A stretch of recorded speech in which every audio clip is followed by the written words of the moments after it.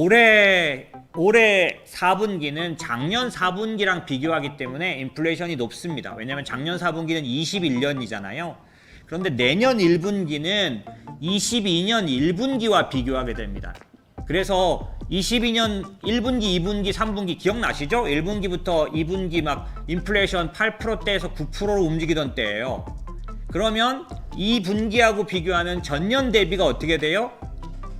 낮게 나옵니다. 이걸 뭐라 그래요? 기고 효과라고 합니다. 기고 효과.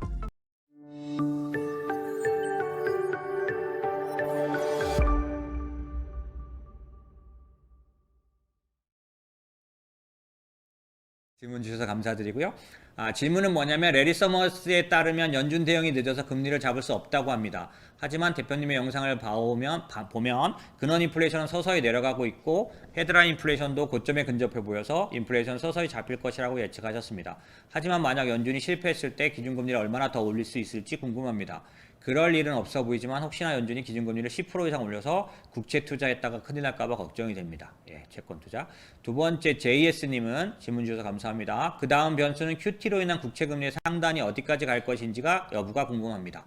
이 두 분의 질문은 제가 앞에서 말씀드린 부분에서 어느 정도는 그 금리 인상에 대한 얘기를 드렸죠. 국채금리 상단이라든지 이 부분은 답을 드렸고요. 그 기준금리를 만약에 연준이 이제 인플레이션이 안 잡혀서 볼컷 때처럼 또 다시 강하게 금리를 올려야 되는 국면으로 간다면 10%까지 막 올려서 내가 사놓은 채권이 엉망이 될까봐 걱정이 되신다라고 말씀하셨는데 그거는 제가 거의 뭐 굉장히 확신에 가깝게 말씀드릴 수 있는데요. 미국이 10%를 올리면 그 전에 끝이 옵니다. 예, 그러니까 여기까지는 당연히 못 가고요. 제가 보기엔 5%대를 고려하기 어려운 상황일 겁니다. 그래서 사실 월가에서 저 같은 의견을 가진 쪽들을 보면 내년도 4.7 못 갈 거라고 보는 쪽이 많습니다. 저도 그쪽에 들어갑니다. 왜냐하면 내년도 4.7을 올리기 전에 이미 시장이 많이 흔들릴 거라고 보고 있어요. 그리고 인플레이션도 그들이 타협하게 할 만큼 내려와 있습니다. 왜 그럴까 설명드려볼게요. 내년도 1분기는요. 지금 여러분이 보시는 그런 인플레이션의 그런 시간적인 연속선상이긴 하지만 전년 대비를 비교할 때 그 전년이 바뀌게 돼요. 올해 4분기는 작년 4분기랑 비교하기 때문에 인플레이션이 높습니다. 왜냐하면 작년 4분기는 21년이잖아요. 그런데 내년 1분기는 22년 1분기와 비교하게 됩니다. 그래서 22년 1분기, 2분기, 3분기 기억나시죠? 1분기부터 2분기 막 인플레이션 8%대에서 9%로 움직이던 때예요. 그러면 이 분기하고 비교하는 전년 대비가 어떻게 돼요? 낮게 나옵니다. 이걸 뭐라 그래요? 기고 효과라고 합니다. 기고 효과. 기저 효과라고만 들어보셨죠? 기저 효과, 베이스 이펙트. 작년도가 낮았기 때문에 올해 높게 나타나는 거, 기저 효과예요. 하지만 작년도가 높았기 때문에 올해 낮게 나타나는 거, 기고 효과입니다. 내년 1분기, 2분기에는 기고 효과가 나타날 수 있어요. 그래서 인플레이션이 생각보다 아주 높은 숫자로 아예 나오지 않습니다.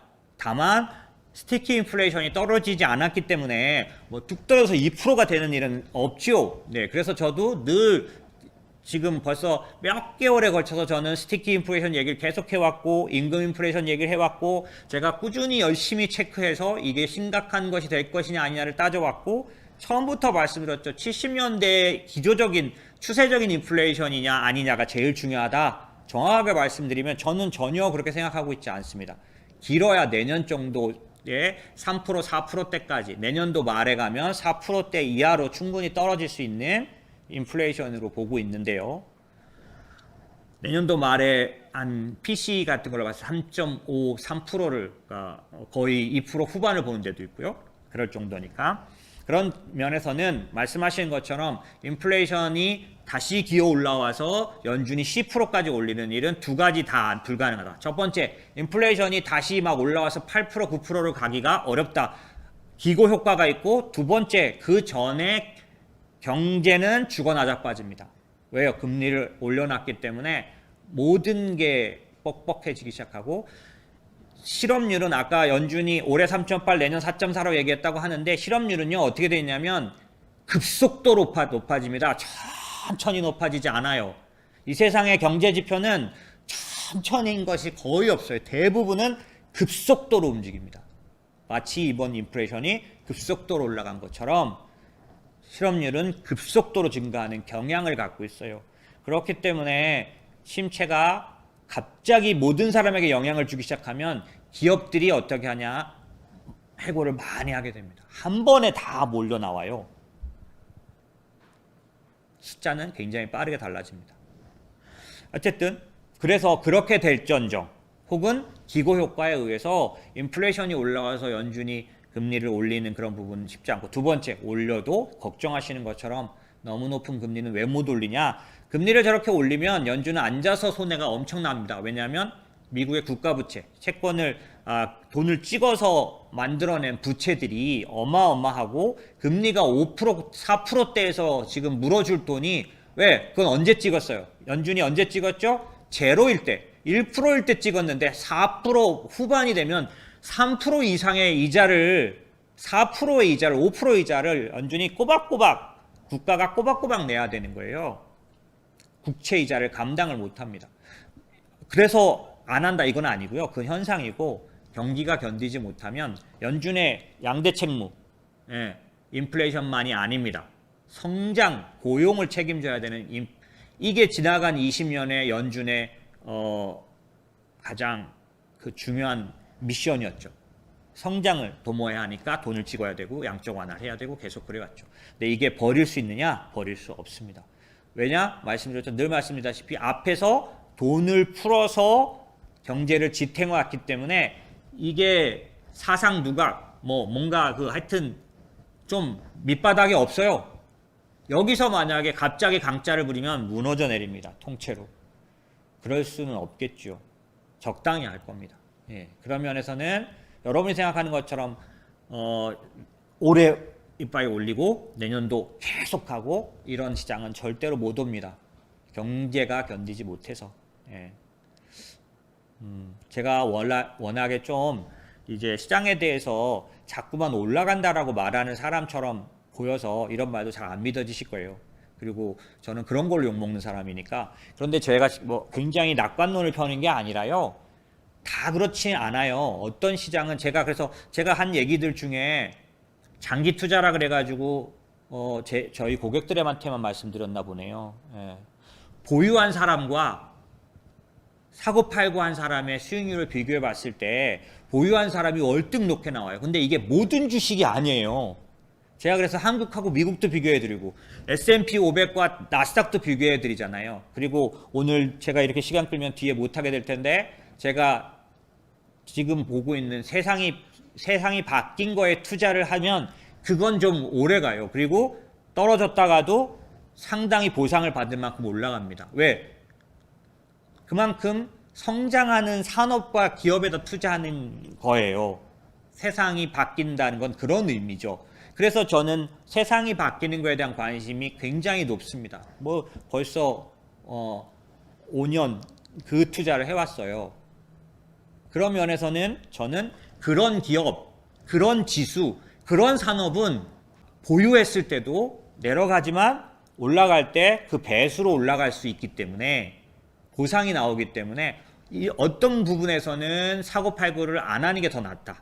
사고팔고를 하다가 보면 잘리는 부분이 있죠. 너무 늦게 팔고 너무 늦게 사면. 너무 늦게 파는 건 뭐냐면 진짜 손절해야 돼 이러다가 거의 다 빠진 상황에서 팔고, 그 다음에 시장이 극적 전환을 하고 나서 이거 좀 이따 또 내려올 거야, 좀 이거 베어마켓 랠리잖아 이렇게 말하면서 기다리면 또 바뀌고 나서 상당히 올라가서 들어가면 이 갭이 너무 커서 내가 떠안아야 될, 내가 수익을 내도 그 수익을 까먹어요. 그래서 정말 피델리티나 얼라이언스 버스틴 이런 데들의 그런 자료를 보면 어설픈 사람은 차라리 그냥 냅두고 있어라 라고 말하죠. 근데 여기서 중요한 거 모든 주식이 아니에요. 아까도 말씀드린 것처럼 성장하는 산업, 성장하는 나라, 성장하는 기업입니다. 그런 면에서 저희는 미국 투자를 줄창하고 있는 거죠. 아직까지는 지금도 여전히 전 세계가 세계화 시대가 아니라 탈세계화, 그 다음에 신냉전 시대로 들어가면 늘 말씀드렸듯이 이건 기술의 시대를 말해요. 기술이 먹여 살리는 시대. 삼성전자나 LG에너지솔루션 같은 데들이 다 미국으로 몰려 들어가야만 사는 세상으로 가는 거죠. 예전에는 중국에서 생산해서 미국에다 팔면 생산 중국에서 한다는 것만으로 20%가 남았어요. 지금은 이제 40% 비용이 더 들어가도 미국에서 생산해야 됩니다. 삼성전자 어쩔 수 없어요. 미국 가서 생산하면 한국에서 생산한 것보다 40%더 비용이 들어가는데도 들어가야 합니다. 왜 안 들어가면 어떻게 할 거예요? 그 대신 세금으로 그 다음에 보조금으로 주니까 그 정도는 해주니까 들어가는 겁니다. 앞으로 또 장사를 해야 하니까. 앞으로 그런 시대가 바뀐 거죠. 그럼 그런 시대에서는 뭐가 지역이, 교역이, 국가 간에 이런 거 아닌 거죠. 기술이. 예. 그런 면에서 여전히 지금은 미국에 투자하고 장기적으로 성장하는 산업과 기업에 투자하는 것이 중간에 뭐 사고 팔고 내가 아무리 빨리 알아채고 팔아도 아무리 내가 빨리 알아채고 사도 텀이 생기게 되죠. 그리고 사람이기 때문에 내가 판 가격보다 더 높은 가격엔 절대 못 사요. 그죠? 떨어지면 사겠다고. 떨어지면 사겠다고 생각하고 한참을 갑니다. 안 떨어져서. 올라가면 팔겠다고 생각하고 계속 들고 있는 거와 똑같죠, 사실은. 그래서 그런 부분들이 자칫 실수하면 안 되기 때문에 이제 그런 것들을 도와드려야 되겠죠.